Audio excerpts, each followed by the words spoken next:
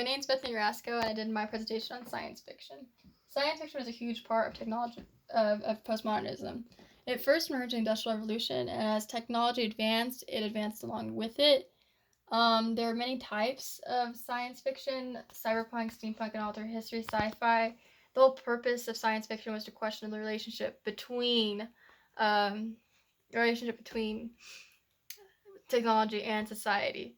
And this was a huge deal in postmodernism to question where our country was going as a whole, where do we want to go with it. And this was made evident in the three subgenres, and all the subgenres, but I'm only choosing three for this presentation. So the first subgenre I'm going to talk about is cyberpunk.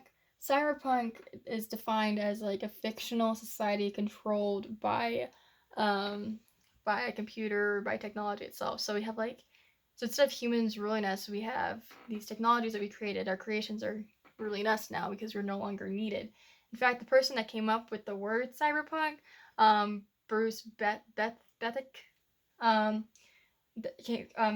coined it from cybernetics, which means science and computers replacing human functions. So the idea was that we're no longer needed, or you made things to do things for us, so humans really aren't needed anymore. And what's scary about cyberpunk is the line between reality and science fiction is thinning so much nowadays. Like things that we thought were never possible are now a reality. Like no one ever thought we'd really go to the moon, and that was written way beforehand. But now we have, and that was the whole idea, is that sci-fi really can become a reality.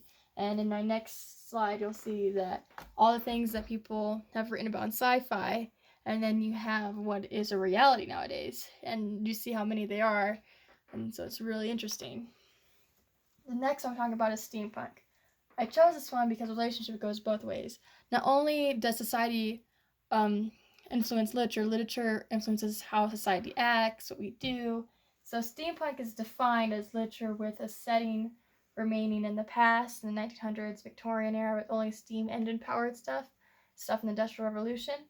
And this is a big deal because, like the previous one, it talked about, it's a social sci-fi. So like the previous one, it talked about the effects that technology has on society.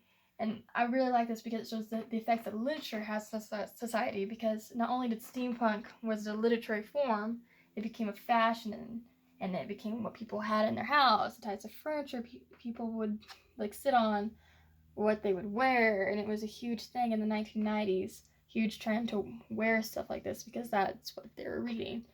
And yeah, next one I'm talking about is alternate history. Alternate history is not just exclusive to sci-fi. There's other alternate histories, you have historical fiction and stuff. So the idea with alternate history is that instead of having a place that doesn't exist at all, you just made up this whole other place. It's actually our world. It's called the multiverse, and so it's a parallel world of what is happening, existing in reality.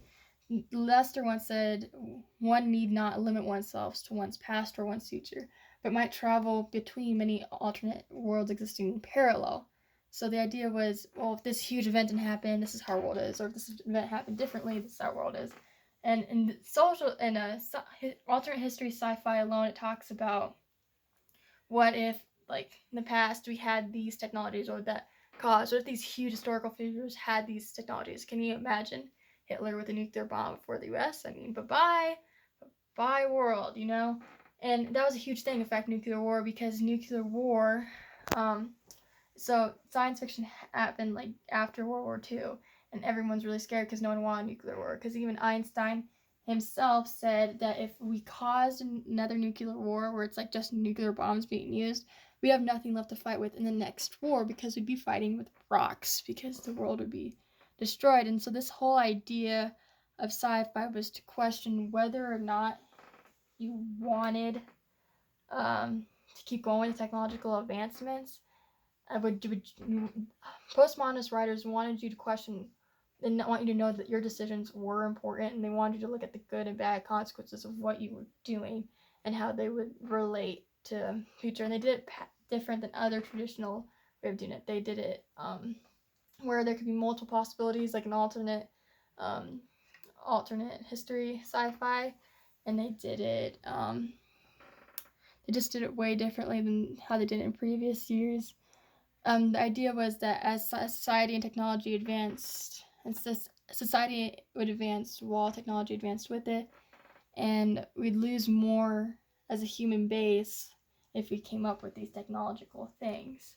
And so the whole idea of people writing is that they want their audience to get this main point that if we do continue going on like this, that this is the consequences. And if you like it, that's good, but they want you to know, they want you to see it.